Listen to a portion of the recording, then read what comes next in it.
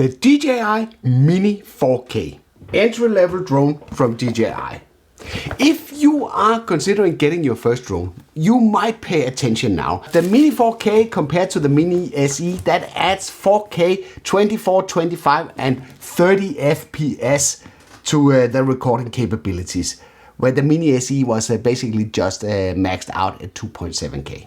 It also adds slow motion capabilities like 48, 50 and 60 FPS, 4K 30 FPS, 2.7K 60 FPS, 1080p 60 FPS, and it's supposed to support 2x digital zoom in 4K.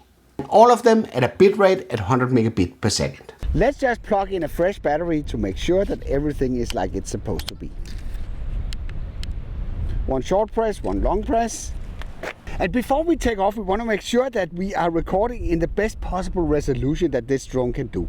So we put it up in the 4K and we are using 30 FPS.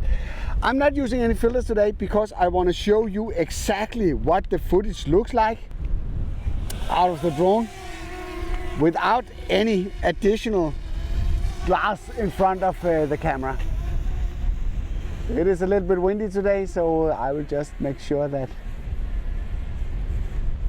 we are not running into too much issues here. But this is how the footage looks like. 4K 30 FPS.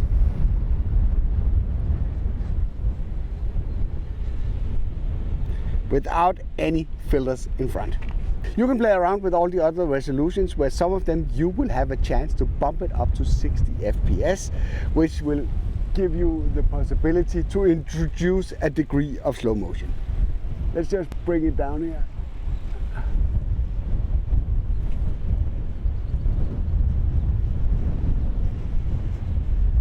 So, see, I'm down here. So if I just bring the drone down here, just for a short while here, we can stop the video here. And I can actually also show you that you have, when it's in 4K 30 FPS, you have the option to introduce 2x digital zoom. So that's a nice option if you want to film objects but don't want to get too close by. It is digital stabilization, so you will lose a little bit of quality in the process. Let's just do a comparison here. So we take this, so let's do 5 seconds here. So this is 5 seconds without any zoom. So now we are putting in some zoom. Zoom, zoom, zoom, zoom, zoom, zoom, zoom, zoom, zoom, zoom, zoom. And it's being tossed around out there because it's actually pretty windy. So now we can move down to 2.7K, and that will unlock some additional frame rates. So let's just try out the 60 here. And we can bring the drone a little bit closer. Like this. And then we can start the recording. And I can run by.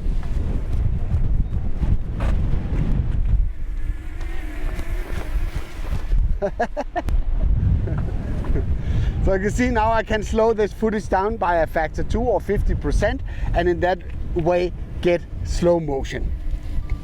So these are basically the options that you have when you're talking video.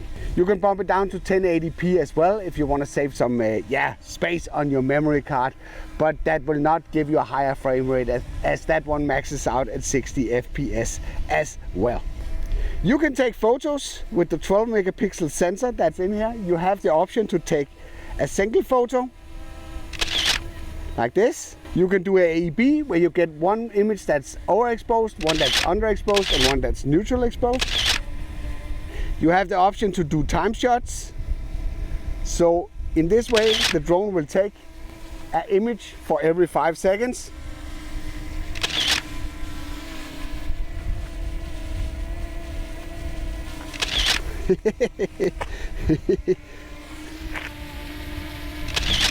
So and you can just stop that randomly here on the button if you don't want that to continue. You have the option down here to select if you only want JPEG images or you want JPEG plus RAW in case that you want to do some post-processing by yourself. That's very useful. I normally use JPEG plus RAW to give me the maximum possibilities in post. Apart from this, we have access to a panorama mode here. That will help you expand the photo capabilities of your drone. So let's just start by taking a single photo here, just for the comparison. So that's a single photo. Then if I jump into the panorama mode, I have the option to do 9 individual images and stitch those to one single image. And that will expand sort of the range or the capabilities of the sensors quite a lot. Let's just do that and make sure that we have the JPEG plus RAW. So now the drone will automatically work, the gimbal up and down, take 9 photos, and then they will stitch it to one single photo. And I will just show them here side by side, and you can see you capture a lot more of your surroundings if you're using that technique. Other options for the panorama is that you can have like a 180-degree panorama that basically takes 3 images next to each other. So it takes one image, turns, takes one, and then it takes another one. It's a little bit more than 3 images. I guess that's why it's called 180, because it takes enough images to cover the full range of 180 degrees. And in that way, you can generate a panorama image that is 180 degrees. But you can also do like a spherical image. Probably not going to work, because we have such a high wind as it is right now.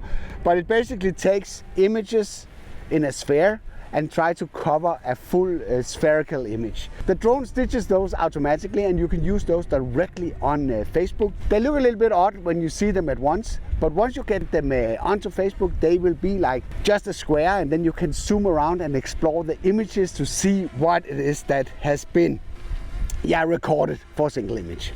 This drone is not going to revolutionize the drone business with a lot of advanced functionalities, but it does have all the base functionality that you need to do something really cool. It might take you a while to learn to fly all the fancy stuff that you are seeing people are doing, but you do have access to some pretty simple flight modes that are available on the drone, and those are called Quickshots. If we go under Quickshots here, you can see that you have basically 5 options. You have a drone, you have a rocket, you have a circle, you have a helix, and you have a boomerang. And all of those can be used for different purposes. But let's just take the boomerang just for the sake of it. And you can see that I'm already selected.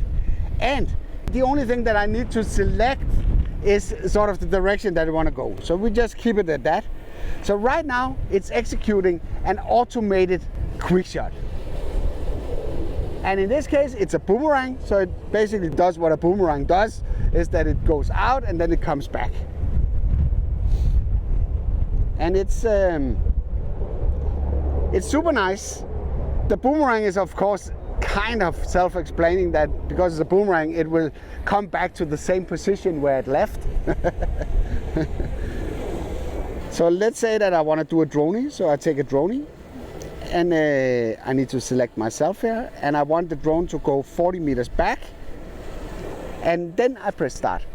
So what happens now it backs away while it ascends,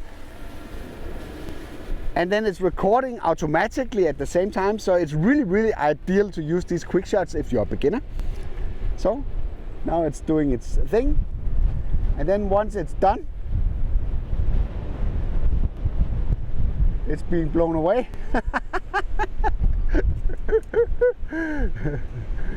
The drone will simply return to the position where you started the quick shot. So that's a pretty smart feature, I must say. It's a shame it's such a bad weather today, because I could do a lot of nice recordings, but I don't have the time for it because the drone is going out to you guys tomorrow. So you have these 5 quick shots that you can mess around with. I have a few things in the user interface that I want to show you, because you might notice that I have something on the screen like this histogram, and I also have these lines. All of that can be enabled from within the camera menu. Here I have the option to set some grid lines that will allow me to make better composition of my footage. I have also the overexposure warnings, which are the zebra stripes that you sometimes see on the screen. Let me just show you those. If I do the manual exposure here and I on purpose overexpose it, you can see zebra stripes are starting to appear on the car and everywhere. That is basically a tool that will help you to determine if the exposure of your image is correct.